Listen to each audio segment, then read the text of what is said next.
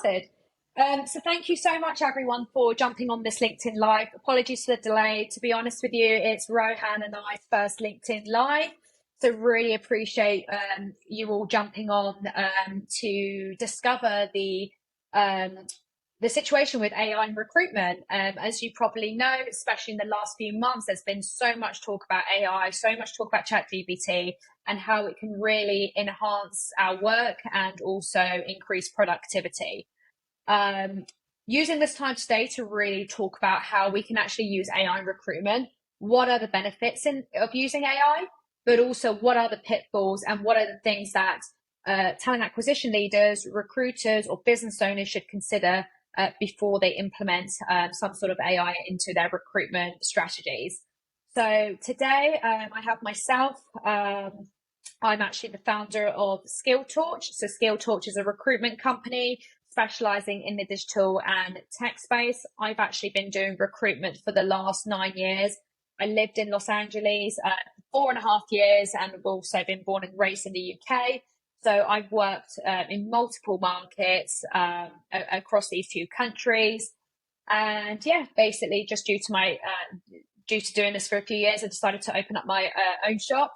And yeah, I'm always looking for ways to make my work very efficient, make it as quickly as possible, because as you know, in recruitment, we're wearing multiple hats and we're doing a lot of things. So yeah, before we kind of dive in and talk a bit more about the discussion, I'd like to introduce you all to Rohan. So I'll let you take the stage. Thank you, Melica, for having me on the show. My name is Rohan. I'm the co-founder and CEO of Hirefly. My background is in software engineering and product management.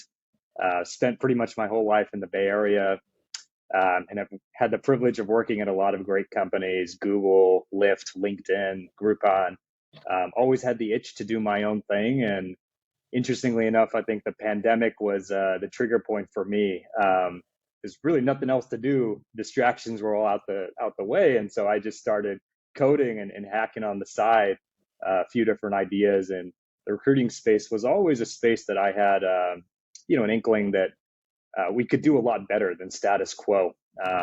We have so many employers that are looking to fill their jobs, so many candidates that are looking for new opportunities. Why isn't there something that just match makes at scale in real time, two-sided marketplace, right? And so what we're building at Hirefly is really an AI sourcer that will go outbound, represent our employers, learn their preferences for who they're looking for, and engage with candidates in a very natural way, just like a human recruiter would, to matchmake at scale for a variety of knowledge worker roles. We're venture backed. We've raised over $6 million from a variety of investors. And we've worked with a bunch of companies ranging from seed stage startups all the way up to Fortune 500 corporations. So the next stage for us is to continue to acquire more customers and take our products self-serve. We hope to do a proper launch in the coming quarter. And you'll be able to, like I said, get this turnkey recruiter experience entirely self-serve without any human interaction. Nice. Thank you so much for that overview. And Rohan, you were working at Facebook for quite a few years, weren't you, in product management? Is that right? Google and Lyft. Yeah. Oh, Google, sorry. How was that, going from like being in a corporate role to like now moving into your startup and, running things on your own? Yeah, quite the change. I think at the larger companies, you have such a great support system around you. You have resources galore. You have a brand. You have distribution channels already. So everything is set up for success. But of course, there are challenges, right? You have internal stakeholders. You have to build alignment. Pace is a little bit slower in most large companies. So I think there's always opportunities for smaller companies to come in and disrupt certain parts of a problem space. I think Google is a great example of this, right? Yahoo was very entrenched in the search space prior, and people thought there wasn't room for another search engine. But they found a way to, prove out value within a certain niche, and they kept growing from there. So I don't think you should be discouraged by, an incumbent that is fairly large in your space. If you are entrepreneurial, you just have to carve out a niche and prove that your experience can be 10x better. And that was my mindset switching from Google and Lyft to Hirefly, understanding that so many things are going to be different and you have to be willing to wear many hats, be flexible. So the first probably year and a half of the business for me was a mix of coding as well as talking to customers and doing business development. And that's so different than what I was doing at a place like Google, where everything is established and set up for you. And so my role there was more focused on shepherding the teams, alignment, and product releases. Nice. Really like that overview. And yeah, I really appreciate you, really conveying and telling us a bit more about like how that shift is going from a big company to smaller, and how you've got to be entrepreneurial, how you've just got to be driven, results driven. I think that's so important. And yeah, and look, running a business is not easy. It's difficult, but as long as you enjoy that challenge and you are passionate about what you're doing, and you're, dedicated to it, and then you'll see success. Anyway, Yeah, I've just seen a absolutely. comment from Gospel. He's just said that he can hear us clearly. It's just breaking occasionally. Again, apologies, everyone. I'm hoping after the end of the live show that the video and the picture will be clearer. I'm actually going to give everyone an opportunity to ask questions throughout the session. We're going to be diving in and talking about the benefits, the pitfalls of recruitment.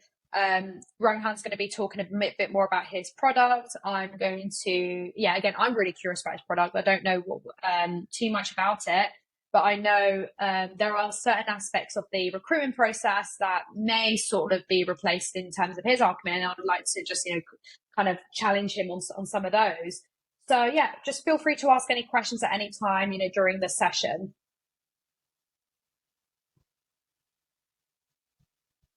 Yeah. So Rohan, so what I obviously want to dive into is, the growing impact of AI in the recruitment industry, and how it can kind of benefit businesses while also posing challenges. So tell us a bit more about what Hirefly does, and where it may, in your point of view, might replace like some of the aspects of recruitment, and go from there. Yeah. So if you look at recruiting as a workflow, it's a fairly established process for the vast majority of companies hiring knowledge workers. You start by forming a job specification. You might have an intake call with your team to align on requirements. Then you have to kick off a search. You'll use tools like LinkedIn, various public internet sources to find candidates. You'll shortlist good ones, you'll outreach them, you'll follow up with them, schedule interviews, and then you conduct the interview process, and ultimately you'll make an offer or two and see how the candidates respond, right? So that end-to-end process, the way I think about it is there's a top of funnel component, and then there's a downstream component. And the top of funnel component is really about generating interested candidates from the employer's perspective, right? You want to get folks interested in your particular jobs that you're hiring for. And that is the piece of the puzzle that my company is squarely focused on today, sourcing. And we do firmly believe that algorithms and AI and machine learning approaches to solving this problem will be more effective than traditional manual sourcing efforts led by humans. If you think about what sourcing actually entails, it's fundamentally, pairing up with employers, learning their preferences, but then also doing a fair amount of logistics around engaging candidates in a personalized way, tracking follow-up, sending follow-up, scheduling interviews. And that just seems ripe for disruption in both of those aspects. The search capabilities today are fairly limited. You're used to probably Boolean searches and complex construction of searches.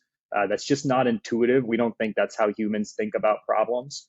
And then the downstream workflow is extremely time consuming to be able to sift through hundreds of profiles, make judgments, send emails, track emails. Very time consuming. So what Hirefly does is we automate that entire process, starting with the search aspect. How cool would it be if you could just say, hey, find me an engineer like Rohan, and you put in my LinkedIn profile, and we're able to then spin up lookalike candidates. And then for the downstream aspect of it, once again, how cool would it be if you had a service that just assisted you and engage candidates for you automatically and got them interested. So all you had to do was just sit and wait for interview requests to show up in your inbox. So that's the experience that we've built. Right.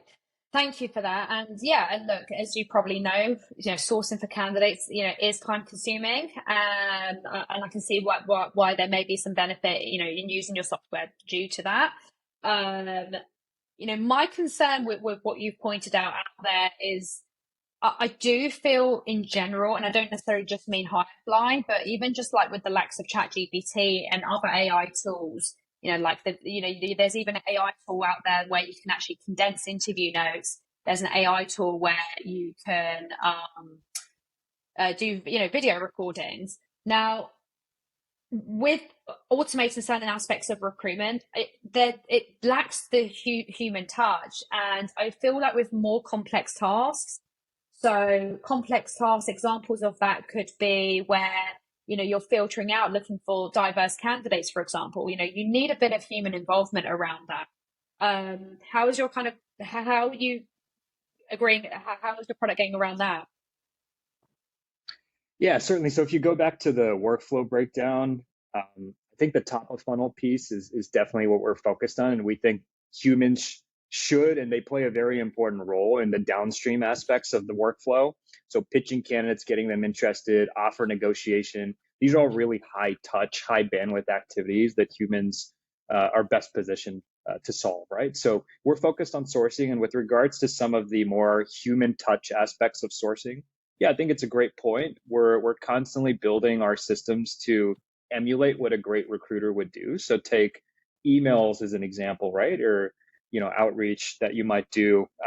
You want that to be personalized. You want it to feel like you've really done the research about that candidate. You understand why the role you've reached out about would be a good fit for his or her career. They have the requisite skills. They're likely going to do well in the interview process if they engage. These are all things that are very time consuming for a human recruiter to communicate one for every single candidate. So what I usually see happen is recruiters will subselect some segment of the population, will receive this high touch, human touch, personalized experience. And then just due to time constraints, the rest of the population gets the standard experience. And I think where AI can really do better is we can give that personalized experience to every candidate, not just the ones that you sub-selected to be the best among the pool. And we train our models based on those sort of golden examples of great human recruiters providing inputs into our system. So that's an example around email personalization. Your example with diversity sourcing, same thing, right? We have inferred attributes such as gender, ethnicity, et cetera, that we have trained over many, many data points into our system. And then we have humans vet those systems to make sure that we're continually being precise. Well, this is the thing, right? So you mentioned that you're having to train the system. So, with AI algorithms, in my opinion, they're only as good as they are based on the data that they're trained on. And I do feel with that, systems and softwares, they can be prone to technical issues. So, it's required, for example, for whoever you have in-house or outside to do regular testing, to look at sort of evaluation and looking at maintenance to really ensure that reliability and accuracy. And I just feel like that really is defeating the time consuming aspect of what the AI recruitment tool is trying to solve, because yes, it will save time in potentially resourcing candidates. But at the same time, if things go wrong, that's going to take you more time than actually finding the candidates, right? That work should be on the software vendor, right? It shouldn't be on the customer's plate. It's our responsibility to show our customers that our approach is precise, and that we are respecting privacy and all the basic things that you need as a software business. And retraining the models and ensuring precision and things of that nature. We have data sheets, we have the ability to run POCs for our clients and get them comfortable with these approaches and the quality of our service, right? So I don't think there's a case where this burden should ever be on the customers. And I think what's cool actually is our customers' actions in our product inform all of these models, right? They're the training data for every single one of these models that we're building. Right. And then another thing, and I really appreciate your acknowledgement around how it's really important to have the human touch in the recruitment process. And I think that's like the biggest thing that really I sell against the likes of other AI tools, ChatGPT. I think it's just so important to be authentic throughout any recruitment or business development process. And I think it's key to be empathetic to candidates to ensure that throughout the interview process they have a great candidate experience. And in order to do that, you need to have the involvement of human recruiters who can really understand and respond to individual needs. On top of that, when it comes to closing candidates, one of the hardest things in my point of view in terms of actually conducting our day-to-day recruitment jobs is actually closing the candidate, educating them on why they shouldn't accept a counter offer, finding out more about where they're interviewing and who with. And again, that's the benefit of that for us is to gain more business development opportunities with prospect clients. You can't really do that with AI. So I think it's really important to really emphasize, yes, AI can potentially look to replace certain AI aspects of recruitment, but it's wrong to say it's going to replace recruitment. And there are stuff out there that I've seen on LinkedIn that everyone's like, yeah, it's going to replace recruitment. I don't think so.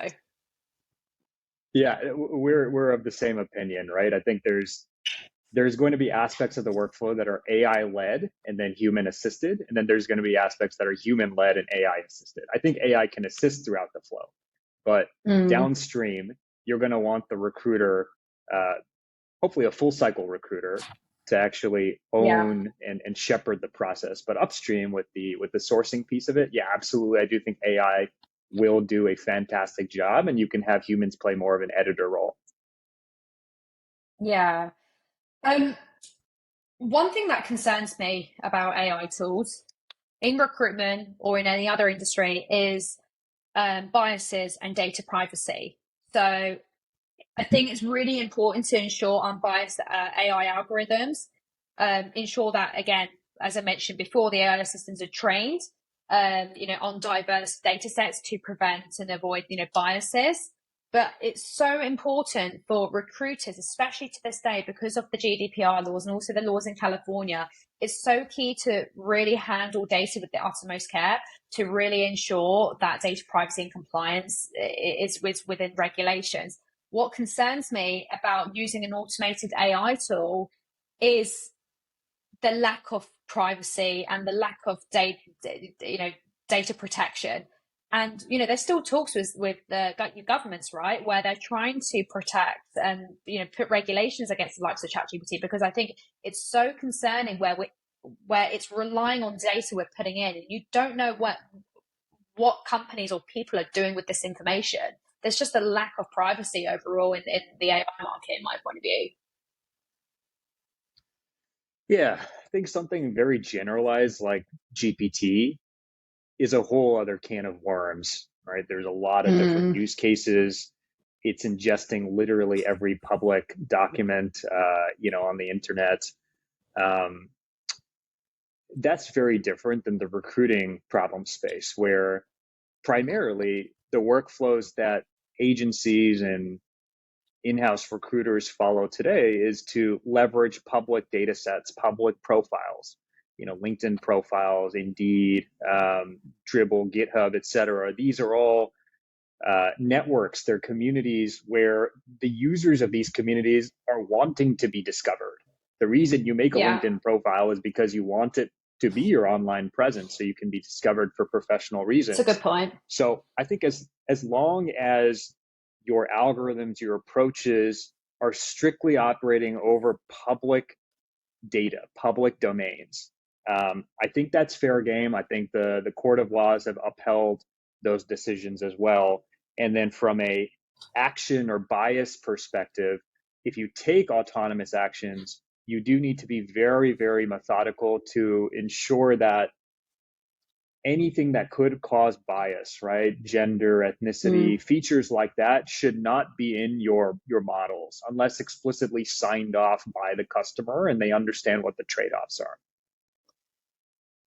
Yeah, I think that's a fair point, where you've mentioned that, look, there's a reason why our Instagrams are public, the reason why our LinkedIn's are public. We want to be seen by people. But again, I think there's just a lack of information out there about how our data is being stored. And I think in general, right, to this day, I know, the likes of Facebook, for example, they've received huge fines for not protecting our data properly. I'm sure there's many, many companies out there that are not doing their due diligence and doing what they can to remove certain, customer data and protect our data.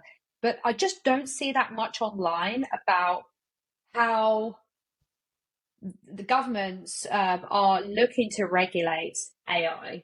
I see a lot of talk about it, but I don't see anything that's actually being done about it. Yeah, it's a developing topic. I'm forming my own points of view on this as well, and I'm sure government leaders have a lot of work to do ahead of them to figure out what the implications are. I think the whole GPT initiative, it's actually been around for quite some time. If you track the progress of OpenAI and other companies as well, Facebook, Yeah. Google, et cetera, that have large language models, these are research projects that have been in motion for 6, 7 years. But everything came to a head when ChatGPT was released. And overnight, this became a sensation and people started to realize the implications of these large language models. And I don't know, I think it's curious to see how things will shake out here. But from my perspective, I think just as long as we give users the ability to manage their preferences, opt out of communications, purge their data from our databases, and operate over public domains and not, infiltrate our models with things that might produce bias, that's what we can control. Yeah. I think another thing that's interesting, I can't remember which article I read this from. I don't know if it was just from BBC or Guardian or something more tech specific, but in like the US government, for example, whoever's going to make the decision on whether to regulate the likes of GBT probably doesn't have an engineering or an AI background and probably hasn't even used AI before. And I think it's scary to think if someone in that position can actually make that decision in terms of regulating, I think that's just going to involve like just so much chaos globally and in the communities. And I think, yeah, maybe it's something to consider. Like if some of these government, I mean, again, in the UK, for example, just outside of AI, I remember like during COVID, there was a lot of talk about mental health and the need for it. And they actually ended up hiring a chief mental health officer for the UK government. So maybe why don't governments like hire like a chief AI officer to really look at things like this? Because yeah, it makes me nervous to have someone that's inexperienced in AI to make decisions like that for us. Yeah, I hear you on it. Whenever I hear the term regulation, definitely you try to scrutinize that, and you really, as an operator, as somebody in this space, the AI world, you want as much flexibility as you can, right? So that's obviously going to be my vantage point. But like I said, I think people have to form their own opinions. I'm not going to, say one stance is better than the other. And this is also fresh. People are going to need some time to digest things. Yeah, absolutely. Just going back into sort of the recruitment tool and also, your particular product. So is it more of a vendor product or is it more in-house? Yeah, we sell primarily to companies. We have an employer-facing product, and you could be hiring for a role in-house for your own company, or you could be an agency and you could use us to assist for hiring for your clients' roles. Either way works. It is a SaaS offering. Mm. It's a software offering that you purchase on a subscription basis.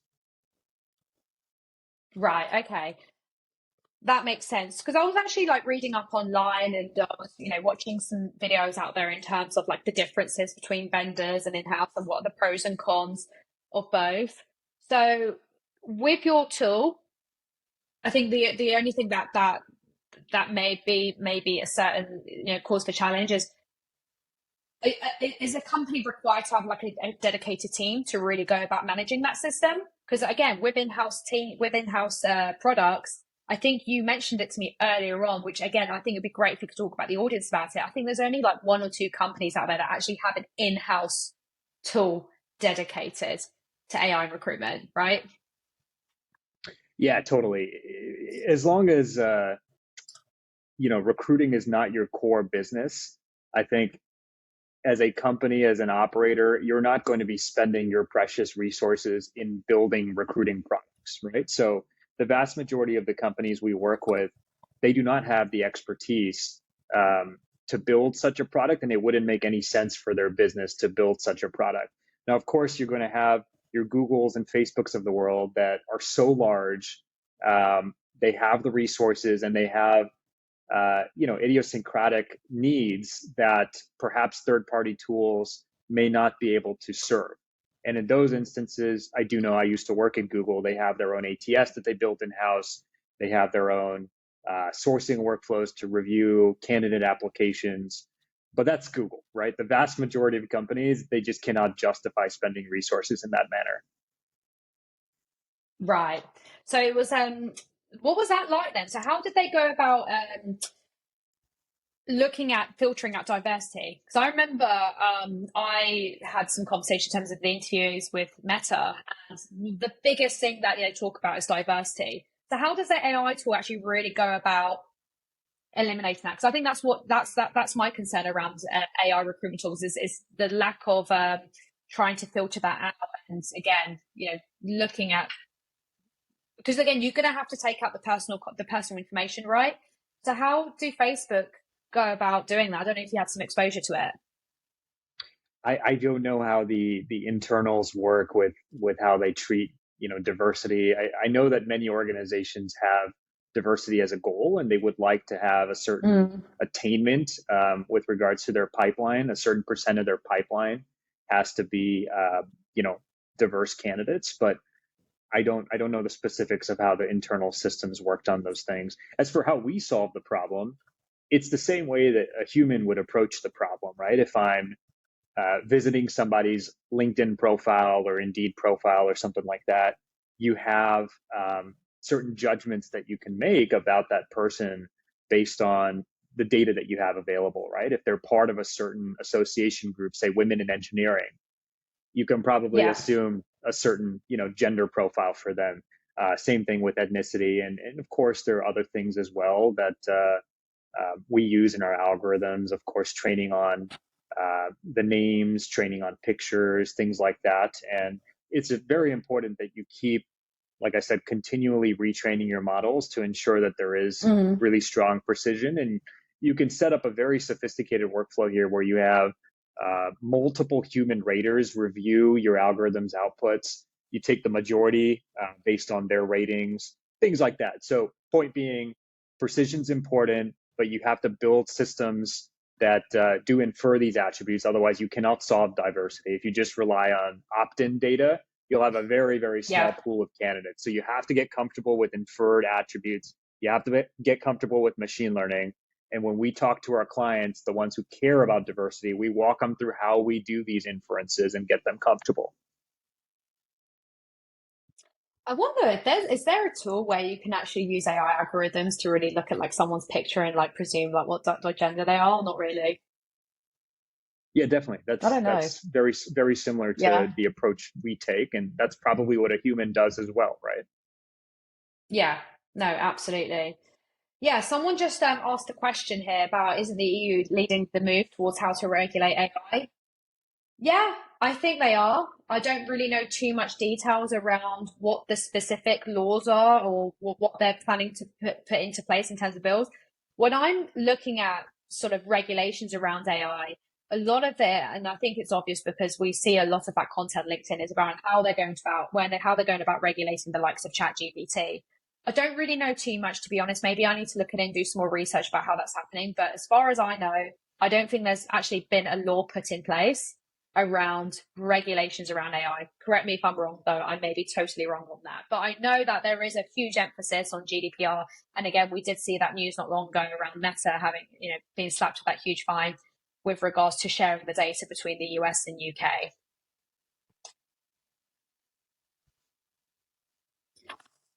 Yeah. So again, I think overall, I think what we've covered here is the benefits of having AI recruitment and which aspects of recruitment, may be replaced. I think you talked a lot about your products and around like the sourcing aspect. So when you're actually matching a candidate to jobs, when you're doing your Boolean searches, a lot of that can potentially be replaced with AI and can actually make recruiters' jobs a lot more efficient, a lot more faster and time saving. We also talked about how, in some aspects, there isn't going to be too much on that in terms of like, task complexity. We didn't even touch on this, but I think there is a great point around how you can use AI to analyze job market trends and analyze salary benchmarking. I actually had a client that asked me yesterday, can I have salaries of certain positions? I had a rough idea of what the salaries may be, but I was like, you know what? I'm going to just like use some AI just to get, just some proper job market analysis just to really make sure that the data I'm sending is accurate.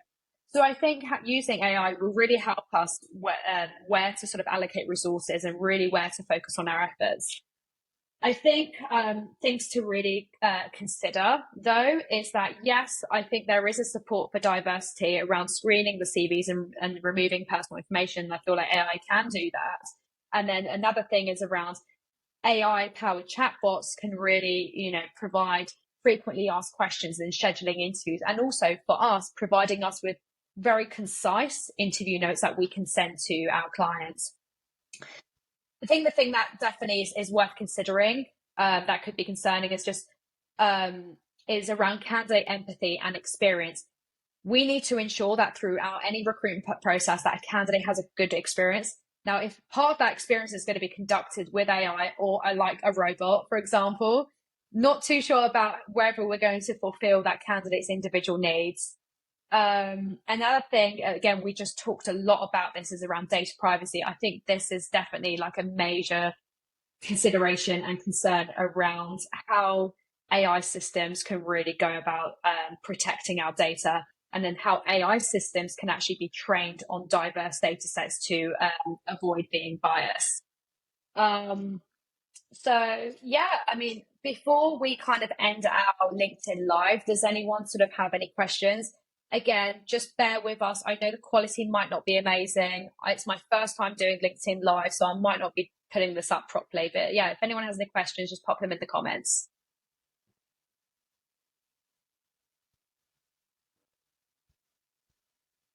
And again, I don't know how long it takes for the comments to come up.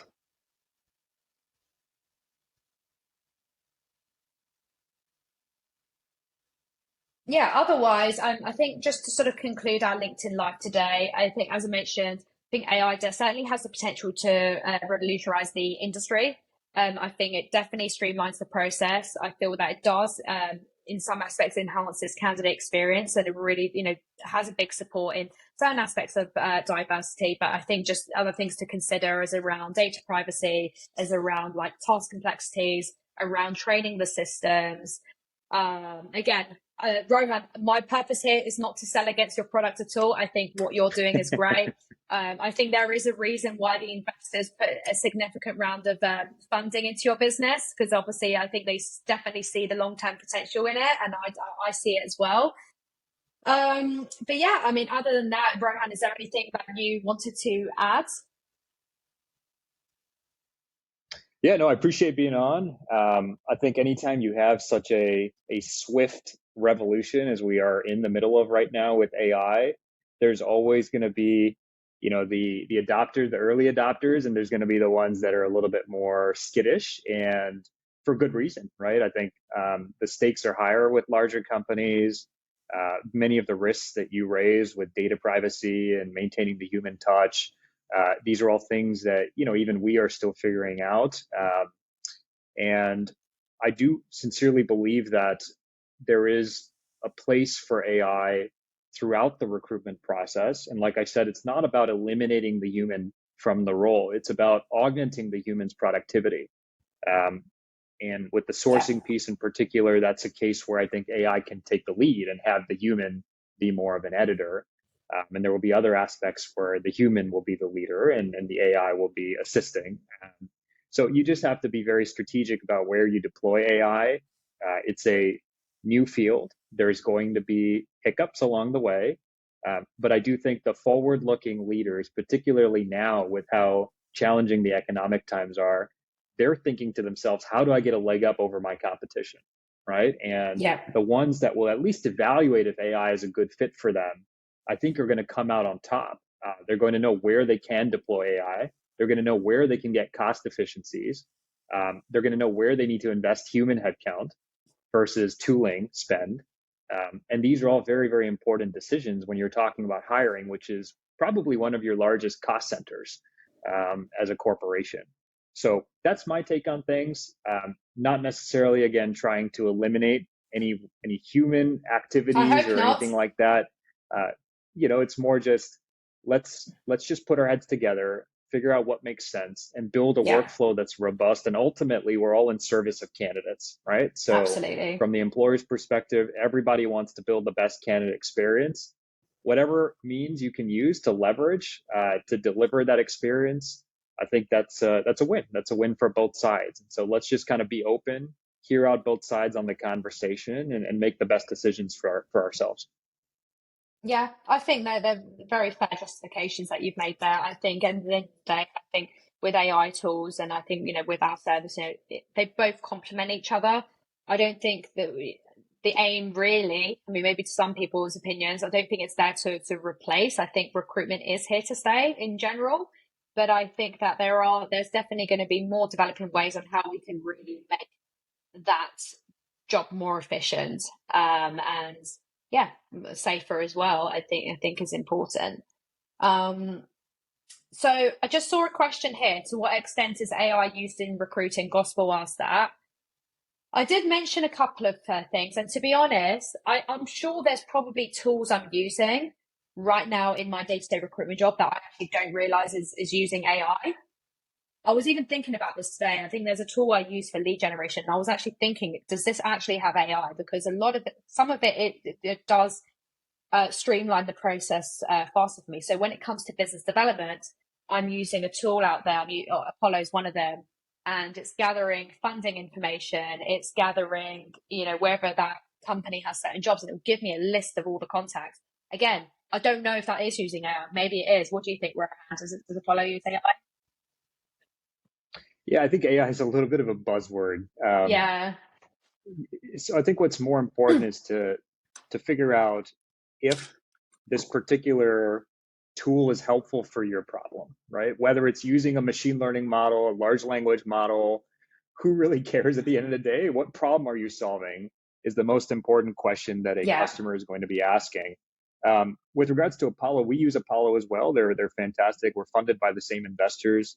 Oh, Um, right. Nice. there's many tools in the sales prospecting space. They're in that space.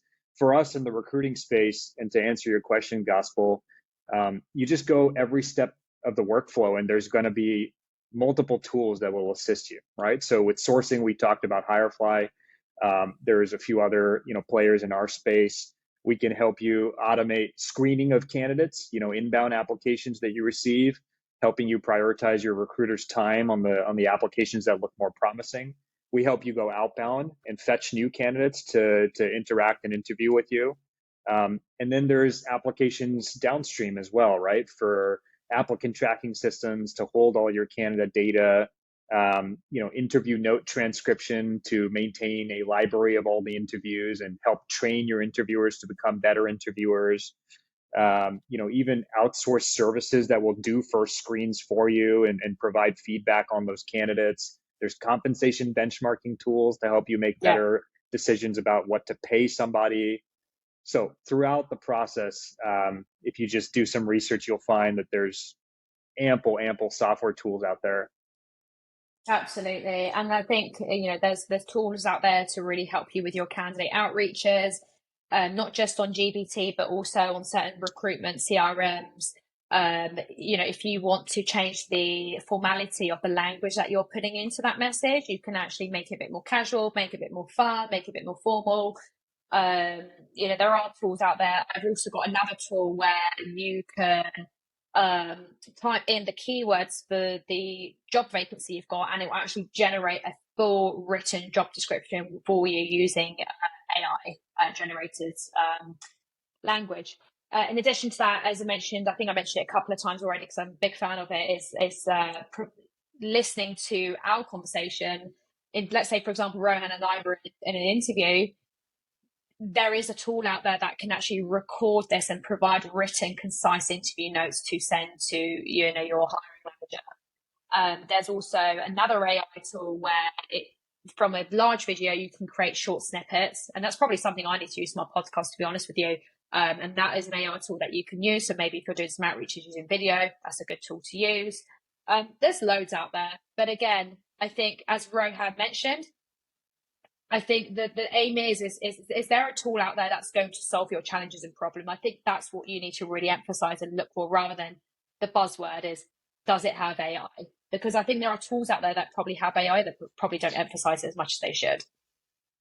Yeah, and when we think about whether to deploy machine learning or not to solve a problem, it's fundamentally taking a user experience lens, right? The reason that we are so invested in machine learning is because we believe, from a sourcing perspective, articulating your search parameters through Boolean expressions is just not intuitive, and also it's actually limiting. There's only so many variations you can think of for a job title.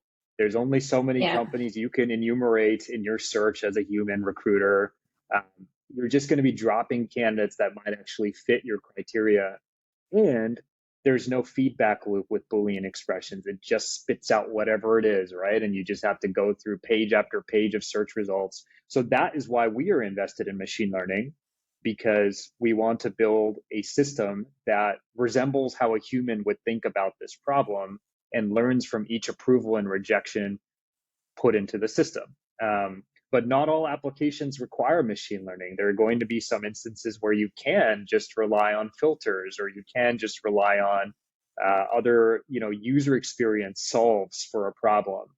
So you have to be very, very thoughtful. And I trust that the vast majority of operators in our space are being thoughtful about when to deploy ML and when to message that as well in their products, because it can be very misleading, particularly to a non-technical buyer, which often the heads of talent, heads of recruiting are.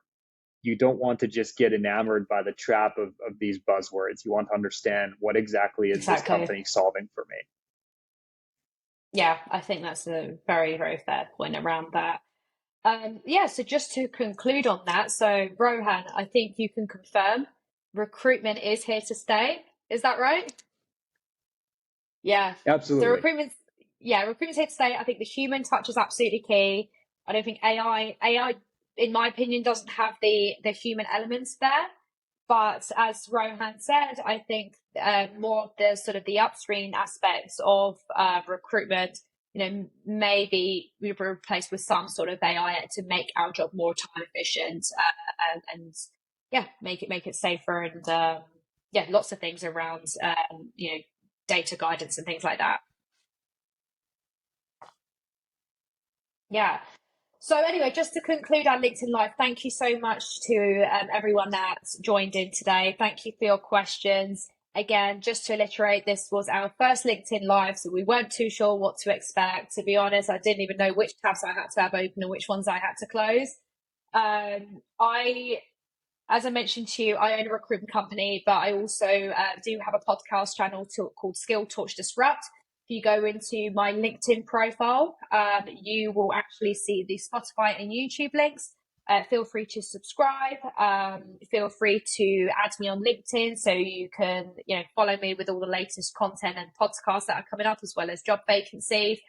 And for Rohan as well, Rohan, I'm sure obviously after this you'll put some more details around, your website. I think the audience can go and connect with you on LinkedIn if they have any questions for you and I. Feel free to go ahead and fire those up and let us know what you think. Yep. Thank you for having me on, Malika. We are at hirefly.ai. If you guys are actively hiring, we would love to give you a tour of our product and see if we're a good fit. Sounds good. And thank you so much, Rohan, for joining me on this LinkedIn Live. I'm going to try and upload this on Spotify as well. So it should be all right. But if so, then you'll be able to access this on Spotify, and you can also replay this on LinkedIn as well. But thank you so much, Rohan, for joining me. It's been an absolute pleasure getting to know you. And yeah, thank you everyone for jumping on today. Thanks, Take Malika. care, everyone. Thank you. Bye-bye.